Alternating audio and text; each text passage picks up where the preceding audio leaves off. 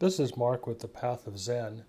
So, as you know, I had suffered a stroke about 2 months ago on March 5th. I've been slowly recovering, and I haven't made any videos or audios, except for one, to explain where I've gone. Mostly because I still have a bit of a slur in my speech.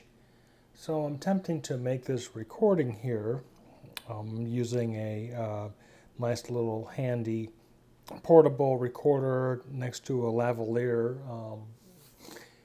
I'm sitting here in a room in New York. I have moved from Las Vegas to New York, mostly because of my slight disabilities due to the stroke, and I just needing a place to recover and where I can have some assistance. And here right now, I have some family here in New York, so I can get a little bit of help.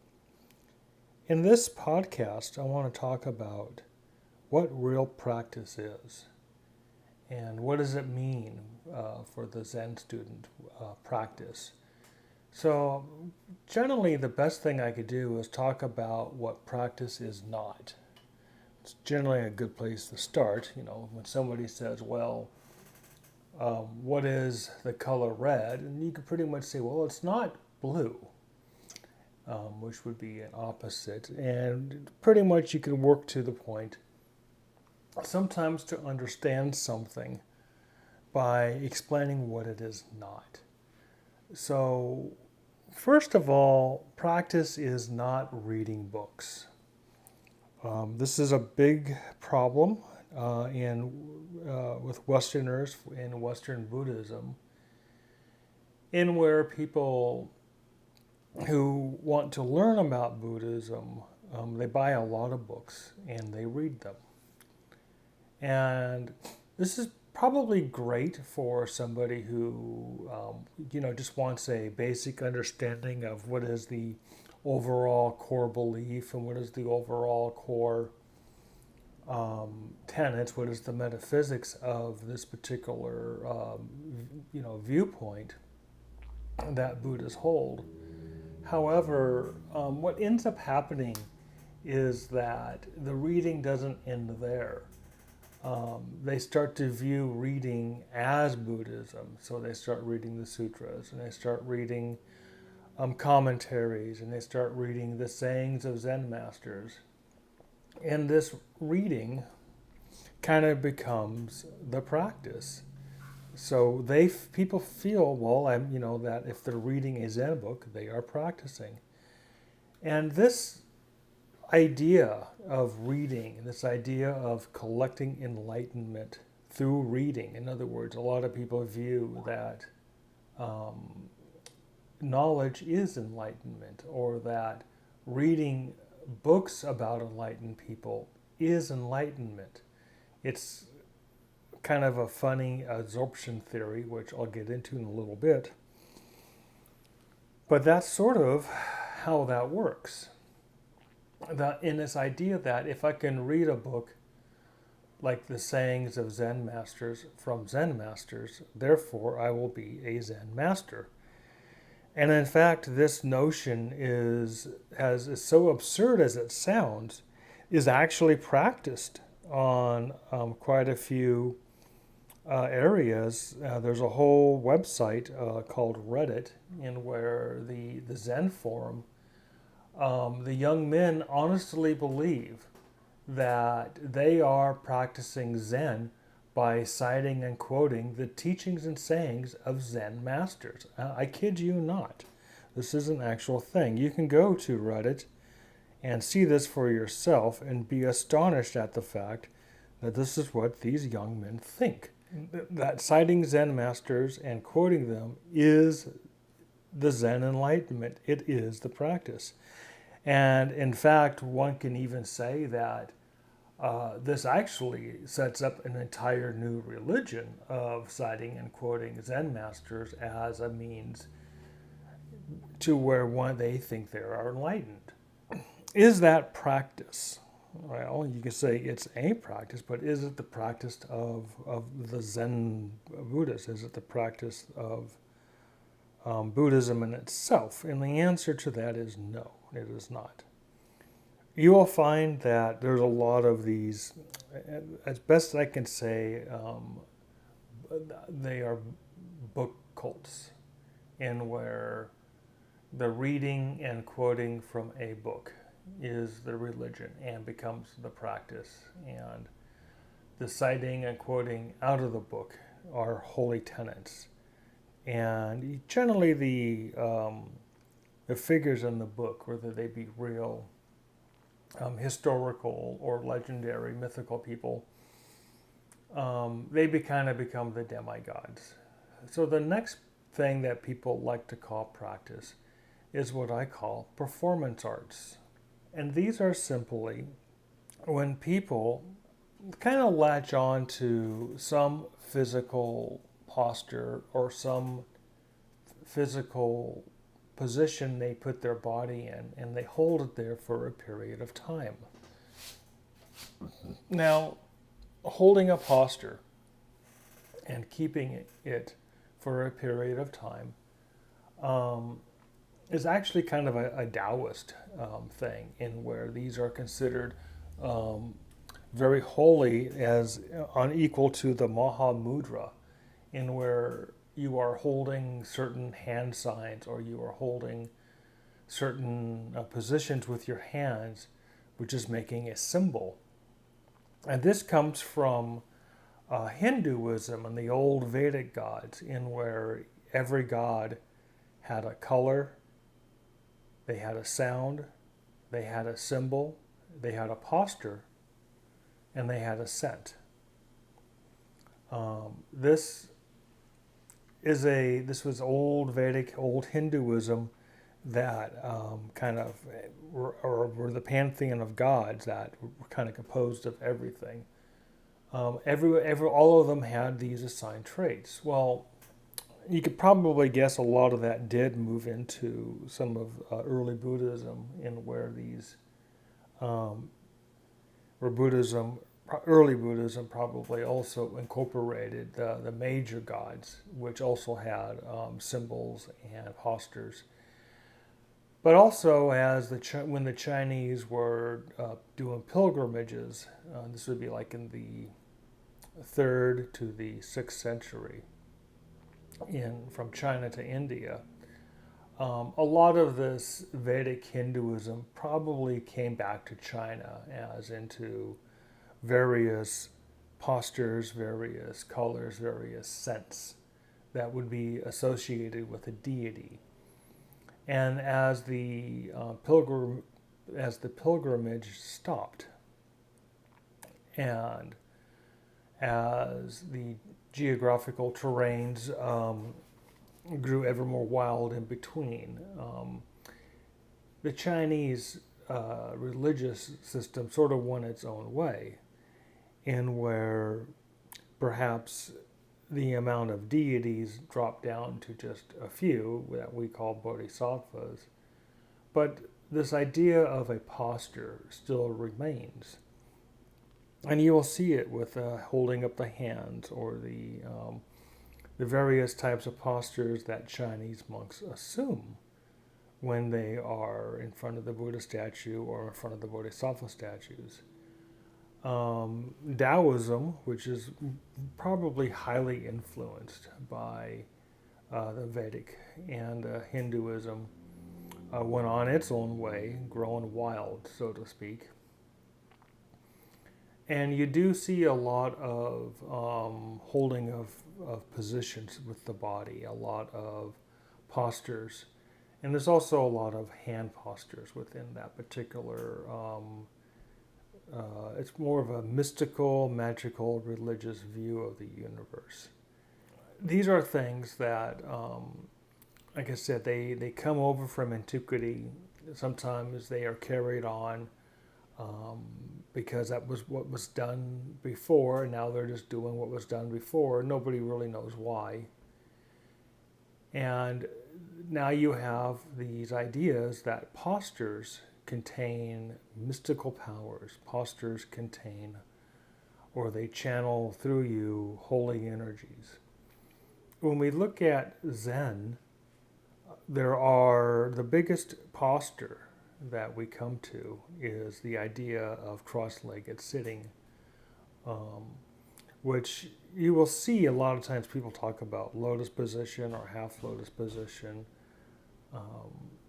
It's a posture, and this posture can be traced back to antiquity, in that a lot of people view this posture as a very holy posture, and this posture that will, aligns your chakras, for the Vedic believers, and allows one to channel mystical powers. So within Zen, this holding of a posture for a period of a time, it wasn't always like this. This is rather a recent invention in Zen, believe it or not. Zen monks did not sit and meditate like how we see them do today. Actually, it was probably until the mid-17th century that the idea of Zazen as a position-holding posture came about, mostly through the rediscovered works of Dogen called Bendowa. Now, Bendowa was found in a Kyoto temple around the 16th century. And this was during a time in Japanese history. They were going through a massive political upheavals. And this is also during the time of the Meiji edicts, in which monks were no longer, basically the monks, no more monks. That was the end of the Zen monk. And Shinto became the religion of the land. Tendai still existed, but under the wishes or under the control of Shinto, and was only allowed to give the Bodhisattva vows. And from since on,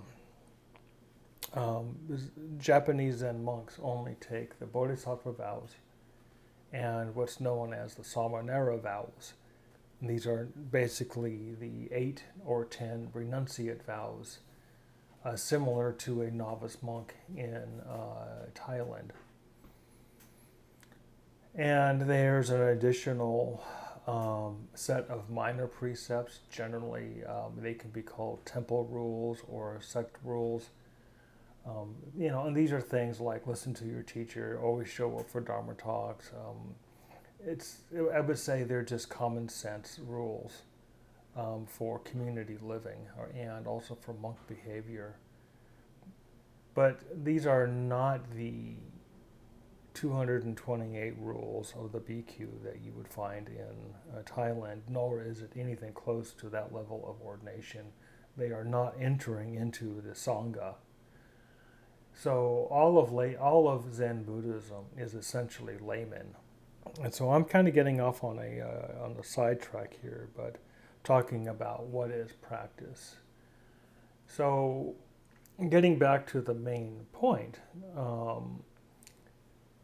Bendowa is a odd document in where it stresses the importance of seated meditation. And it was found at a very strange time in where all these edicts were coming down from the emperor. Zen Buddhism was being smashed. The monks were told that they had to marry and produce an heir. And the temples were basically being given to the prominent families to manage and run by the emperor. And thus, Zen Buddhism was essentially shut down, quite smashed. And it's never recovered since then. So this document with this still sitting, it became known as Zazen. And even though in earlier There were some of Dogen's writings, especially in the Shobogenzo and later in the recorded sayings of Dogen, where he illuminates that Zazen is an absorption theology, in where one absorbs Buddha nature from the trees, from the grass, from the very earth itself, as he would go on to write. And in his sayings, he actually calls it you are absorbing. He actually calls it the absorption method, and describes it very much like you are soaking in Buddha nature. And so this earlier set of Dogen, then combined with Bendoa during the time when Zen is smashed, kind of got around and it kind of became a thing within the families that were still holding these temples. And we kind of see how this formed what we would call a Zazen cult, in where this idea of the sitting meditation is the practice. And that eventually led to what we have today, is this notion from that 17th century time and period, that the sitting meditation is the practice. And if you go to any Western Zen center and you say, well, what is the practice?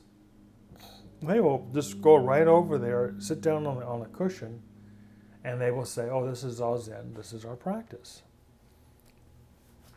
So it is assuming a position. You are doing what I call a performance art. You are doing something that can be ranked, it can be measured, it can be tallied, it can be observed, it can be counted as into the number of times that you do the position. It can be tallied into how long you do the position. And if you stick around a Zen center long enough, you actually will hear the people there brag about how many sessions they have sat. And these sessions would be meditative intensives, whether they be 3 days, 5 days, or 7 days. And they wear them like badges, these sessions, and some of them are given church rank on the amount of sessions they have attended. I've been told by some of these Zen churches that you cannot be a senior or a practice leader or any authority within the church until you've attended the minimum of 1 session. And some say that you have to attend 3 sessions to be a senior. So we can clearly see that this is a practice, that this is a performance art, in where attendance is taken, and they watch you. They watch you like a hawk. Are you sitting? Are you sitting every day? Are you sitting when you're told to sit? And this is called Zen to them. So the question then, and now I say, this begs the question, is it practice? And the answer is most definitely not. You do not find any of these notions, you do not find any absorption theology upheld in the Mahayana, nor do you see this upheld in any of Chan Buddhism. In fact, and this idea of sitting meditation, this idea of sitting in one spot and waiting to become Buddha, or sitting still. Some people try to call it shikantaza, this sitting. And shikantaza, they claim it was the practice of the Kaldong, who were basically the early Soto, who Dogen claims that he got this practice from. Well, if you go back to the Kaldong and you look at what they were doing, they were just calling it serene sitting or just sitting with no purpose at all. There was nothing about absorption. There was nothing about this idea that you were absorbing anything, because that flies counter to the Mahayana that claims that you already have everything all right now. You don't need to do anything. Also, when we look at the sayings of the old Zen teachers, we find that many of them actually did not sit zazen. There was this idea that you were going to sit and become Buddha, that you were going to sit and reach enlightenment, was not only foreign to them, but it was absurd. If you were to get in a time machine and go back to 880 China, and assuming that you could speak the ancient Chinese and go up to the Zen master and tell them that you practice Zazen, they would look at you without any clue of what you were doing. And if you were to show them what you were doing, they would laugh at you. And they would tell you that you were a fool and probably kick you out of their temple because you're too stupid to be there. So this idea that we're going to sit our way to enlightenment is not practice. That is materialism in its worst form. It is trying to, you're trying to make a materialistic practice out of the immaterialistic teachings. That's not what we're talking about. That's not practice.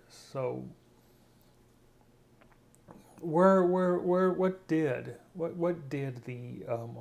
the Chan Buddhists do? What did the pre-Meiji revolutionary Tendai and Zen Buddhists do? What did they do? Because we know from the researchers who've looked at Japanese Zen that they did not sit Zazen before the 17th century. They did not.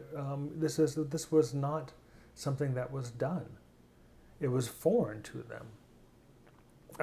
Dogen's own monastery only lasted a very short time, the Eiheiji. So it only lasted, I would say, probably a short 10 years. He died actually at a very young age for, a so-called Zen teacher. He was only 53. And he passed away. Well, after his passing away, Eiheiji was almost abandoned. It was just a handful of monks that were there to maintain the place.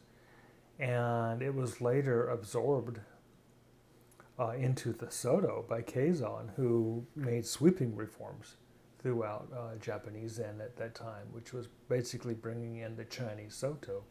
And Chinese Soto did not sit Zazen. No chance. Which I know a lot of people, when they're hearing this, they're shocked. They can't believe that, they go, wait a minute, this guy's telling me that the sitting meditation didn't exist until the 17th century, out of a very turbulent revolution where Zen was being smashed, and it sort of was grabbed onto by the dominant families who were given the temples that became the sitting cult. And I'm telling you, that's exactly what happened. Because a lot of people just assume that the Zen Buddhist always sat. That they always sat from the time of the Buddha all the way up to Dogen, all the way up to today. And it's an assumption out of ignorance, but it's also an assumption because, I'll be quite honestly, most people don't bother to look too far, and the teachers that are teaching the students are teaching what they were taught. They also didn't look very deep, probably didn't care. So this is what happens when this is what happens in society. Things sort of happen because of reasons, but then the reasons are forgot. So this is what happens. Mistakes are made, misunderstandings, wonky ideas are brought in. Sometimes these cults take over for a while, but the reasons and the hows and the whys are forgotten, but the methods stay. So here we are today with this idea of Zen, which is highly materialistic, that we call or at least what the Zen Buddhists call practice. But it's not, because you cannot find any support for this idea of sitting meditation in the Mahayana. You cannot find any support for this in the old Chan Buddhism, especially when it comes down to reading the sayings of the Zen masters. They admonish this kind of thinking and these kind of practices. They tell you that you're a fool if you do them. So we clearly know that this is not practice. This is at best preliminaries. At best it's calming yourself down. At best it's a kind of yoga, which viewed in that light is not a problem.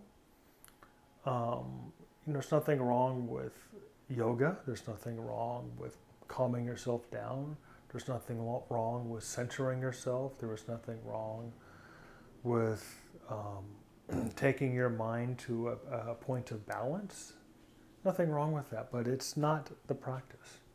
So when we look at the Mahayana Sutras and the sayings of the old Chan teachers, the old Zen masters, and we ask the question, well, then what is practice? What is it that I'm supposed to do? Well, the big one, which most people struggle with the most, is the development of faith and belief. And this would be the faith and belief that the teachings of the Buddha are true and accurate. This is the faith and the belief that everything that the Buddha teaches about the cosmos, about the bodhisattvas, about the universe, the nature of suffering is true. And this is also the belief that the only way out of this suffering and to not end up in endless cycles of rebirth is the Eightfold Noble Path, the path that he set forward. And this is really what it is. And then it's also the utter faith and belief that by following this practice, the relinquishment of worldly ways, the relinquishment of sensuality, the relinquishment of this idea of yourself in the world, the abandonment of your cherished thoughts and views, and the renunciation of what this world will offer you if you turn away from the path, which is usually riches, fame, and fortune. If you truly believe and have faith in this practice, which we call the Noble Eightfold Path, or the Path in 8 parts, then we can say that you are practicing. Because if you have absolute faith and belief in the teachings of the Buddha, then everything else takes care of itself. There would be no deviating from it. You would not be engaging in things that would be counter to the path. In fact, that would become abhorrent to you.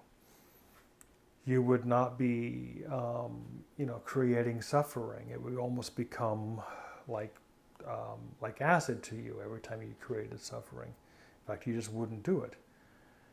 So this is why in Buddhism, the developing of faith and belief is all essential.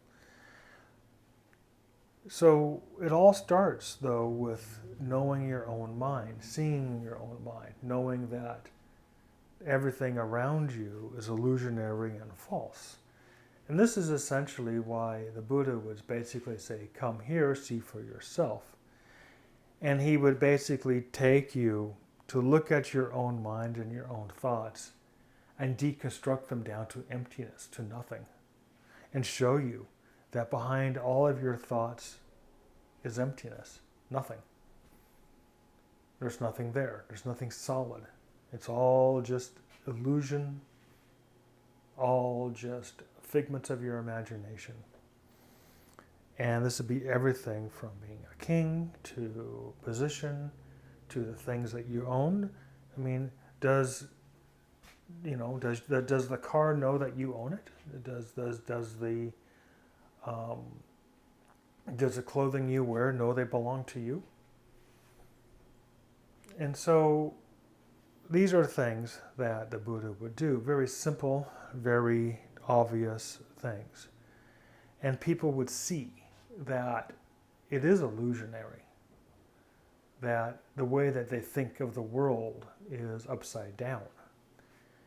And then once they were cured of this thinking, they can see the way out, which is through the detachment of all these things. You detach the passion, the detachment of passions of this samsaric existence. Oh no, yeah, people grow passionate about it. I think we've all have had our pleasurable experiences and want more of them. We all have had our sensual experiences and want more of them. We all have had something that we either greatly enjoyed or greatly didn't enjoy, because you could also be the opposites. So this faith, this belief, is so critical, but it is also so hard in Buddhism, especially for the Westerner who perhaps grew up in a Christian family. To develop faith outside of Christianity is really hard. I would find a lot of people would come to the Zen Center. They would go through the motions, they would do the ceremonies, which if you really look at the ceremonies for what they are, it's all about encouraging faith, and it's all about laying down your own opinions, your own mind, your own way of thinking. You are laying it down in front of the Buddhas to listen to the Buddha. You're not submitting your thinking to the Buddha. You are abandoning your own thoughts and ideas and listening to the Dharma. Then that's what that means, by the way. Is when you listen to the Dharma, you've already made that commitment to lay down your own thoughts, to abandon your own ideas, to discard and walk away from all these notions of the universe that you have cherished. So that's what ceremony is about. Of course, it's also about honoring the teachings, honoring the teachers, honoring the path. But it's all designed to build encouragement of faith and belief. And that is also, if you were kind of curious as to what did the Zen monks do prior to this Zazen cult, they did a lot of ceremonies to develop faith and belief. They did a lot of other things, of course, chores and going on alms rounds, collecting food, cooking, various types of temple repair, and of course whatever studies they were allowed to do, because a lot of these temples, some of them didn't even have books. You got to remember, Japanese Zen went through four times of anti-Buddhist purges, and where everything they had was burned. So some of them were also set off to go copy manuscripts. Some of them were kept, so you could kind of see that, Japanese Zen monks were kept quite busy. They weren't sitting zazen all day long. In fact, they weren't sitting at all, if you can see what I'm saying here. So this is practice in Buddhism, is faith and belief. It has nothing to do with sitting on a cushion. It has nothing to do with assuming a posture. Now, many people have told me that they have had experiences while sitting in Zazen. And I have no doubt that they have had experiences. But yet these experiences is what? It is more delusion. It is more fantasy. It's something that you should, if you have an experience, you should lay it down. You should abandon it. Many people tell me that the Zazen has helped them and has centered their mind. It has given them the ability to focus. But then, I could point out that could be yoga. You go to a yoga class and assume those yogic postures, you're going to have the same kind of focus. And I also will point out that, you could also join the army, and I'm pretty sure they're going to give you a lot of discipline and focus at the same time. So this is not something that is only found in Zen. And these experiences that Zen practitioners claim that they found through Zazen can be found pretty much everywhere and in most other materialistic things. So, but then we go back to the Mahayana Sutras, especially the Prajna, the Wisdom Sutras, and we find that these experiences should be abandoned. They shouldn't be clung to.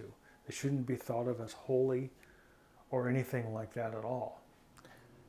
So today, in the Buddhist centers, when we talk about faith, a lot of people look at faith as like a four-letter word, because they've gone through some pretty bad religious upbringings or religious indoctrination themselves.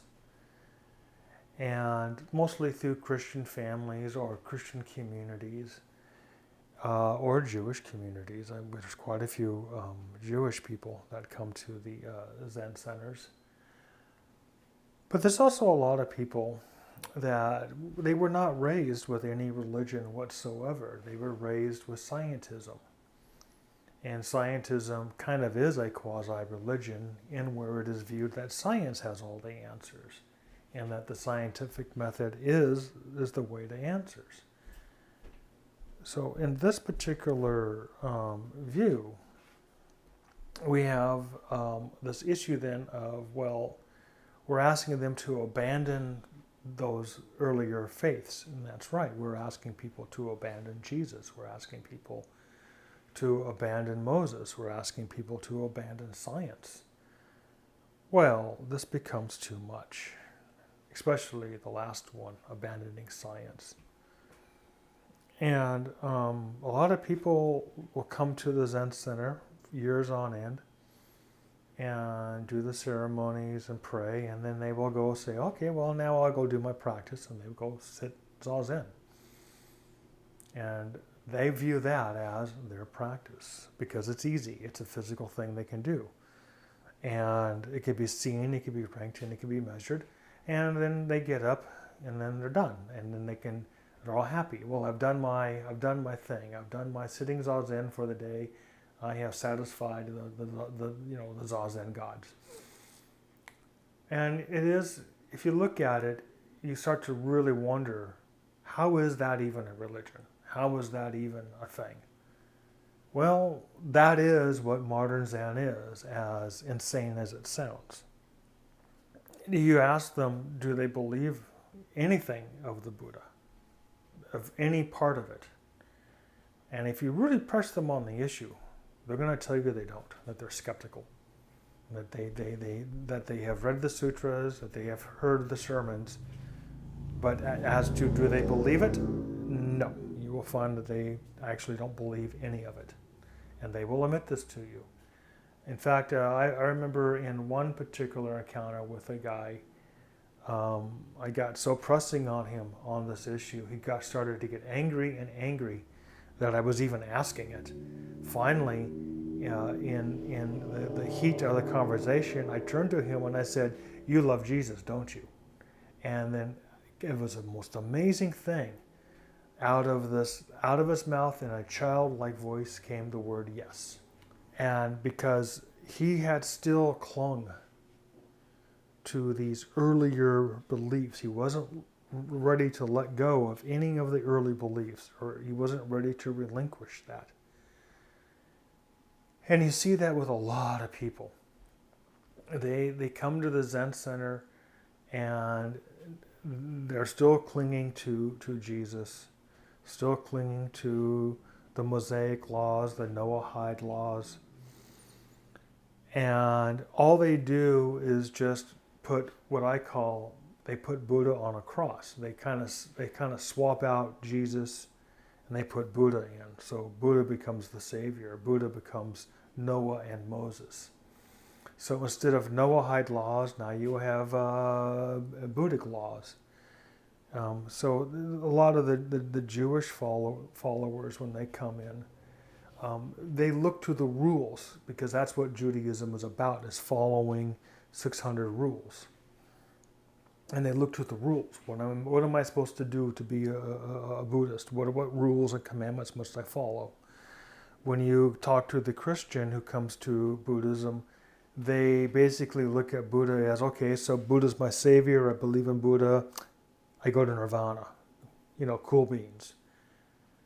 And this is all what it is, and it's like, well, I guess you can if you believe like that, but it's really kind of a sideways door to their old beliefs. They come to Buddhism to get to Jesus, or they come to Buddhism to get back to Judaism.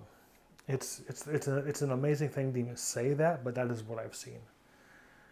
And so this idea that a Westerner can come to the Dharma Center, ditch all their life they've been indoctrinated and programmed with one particular religious viewpoint, and then suddenly they're just going to throw that over and pick up a whole different one. That doesn't happen. It's very rare, almost impossible. And for that prior belief system to be eradicated and smashed takes an incredible amount of insight work, confessions, digging it out, every bit of it, of whatever happened to you, and exposing it for the indoctrination it was. It is hard, it's painful, most people won't do it. So this is where we are at today with Buddhism and Zen in the West. I guess the question then you're asking is, can practice even exist?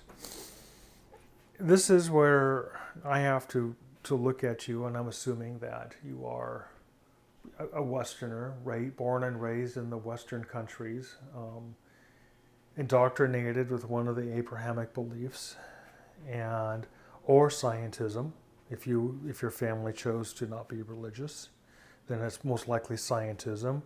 That mostly you've gone through the public school systems, which kind of brings out a governmentalism, scientism, and authoritarianism. And then you get a good dose of progressive politics, liberalism thrown in, and then of course the conservative values. So you are an indoctrinated, brainwashed creature coming, 15, 20, 25, 30 years in a society like that, showing up at a Buddhist temple, fully thinking that you can throw that over. You can abandon that, renounce it, relinquish it, and believe in the Buddha's path. I got news for you. It doesn't work that way. You may think that you can, but it all keeps coming back. And all those old prior brainwashings, indoctrinations, they all come back. And you may think that you may believe for a time that you have overcome those, but they come back. It takes a great deal of work to just purge yourself of those, which, I hate to say it, most people won't do the work. And it's time consuming. It requires going through all of it, everything that happened to you. It's painful to relive old memories, and a lot of people don't want to do that. It's painful to confess to yourself that you were brainwashed. It's painful to realize that you were indoctrinated and that everything that you think was put there by somebody else. That's the part that really starts to mess with you. That nothing that you think is original, nothing that you think is yours, it's all put there by somebody else. And when you can fully see that and fully understand how bad it is, you're going to want to relinquish all of it. You're going to want to throw it on the ground and walk away from it and never come back. When you get to that point, then you are ready for the Buddha's path. And this is something that I've also, understand that in the Zen centers, that a lot of people are not ready for the Buddha's path. They've done none of the preliminaries. None. People talk about Mahayana, and then they say, well, then there's the Hinayana, and then they kind of point to the orange robe guys that walk around Burma and Thailand.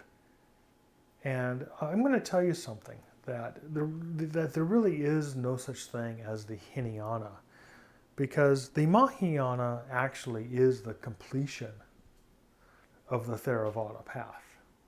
It's the completion of the bhikkhu.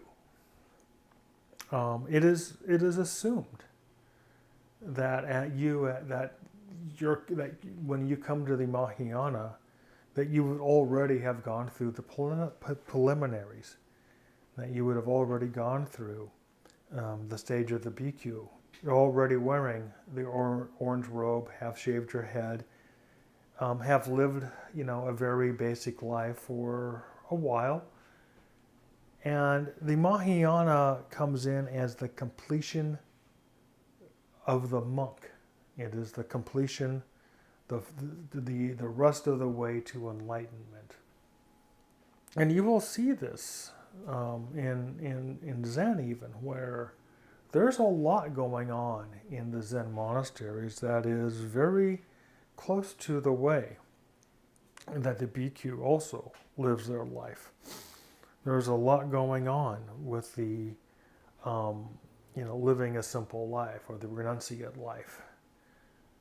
It's not, there's a lot going on there within the early Zen cultures, the very early, and also in Chan Buddhism, that was essentially setting up their own preliminary systems, because it's realized that most people came to Buddhism and Zen that there was a lot of local religion around China.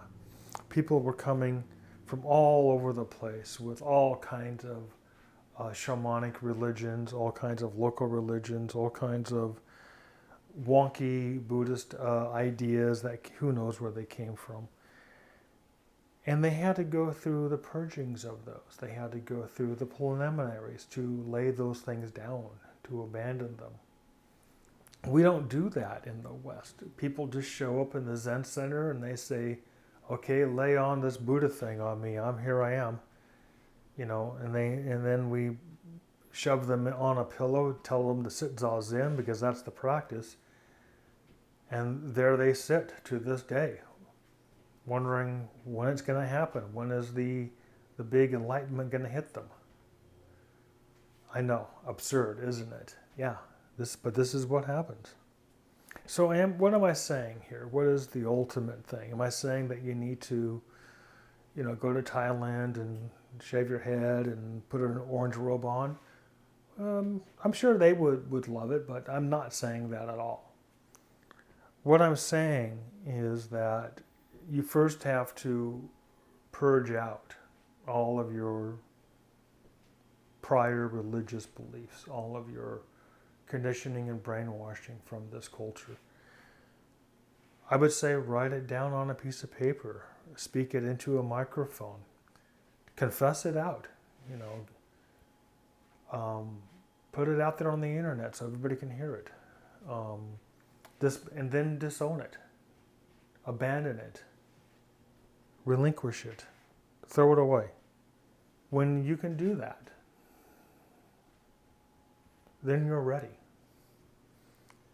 You'll find that the Buddha's teachings take on a whole new meaning, that the Buddha's words start to really speak to you, and that real faith and real belief start to emerge, and then you will know what I mean by practice. All right, well, this is the end of my talk. I apologize for any slurring of the words that I have made. It is difficult for me to talk. The right side of my mouth kind of droops a little bit. I'm hoping to get better. I'm hoping that over the months and years that the stroke will be behind me, and we can have far more talks about the Path of Zen.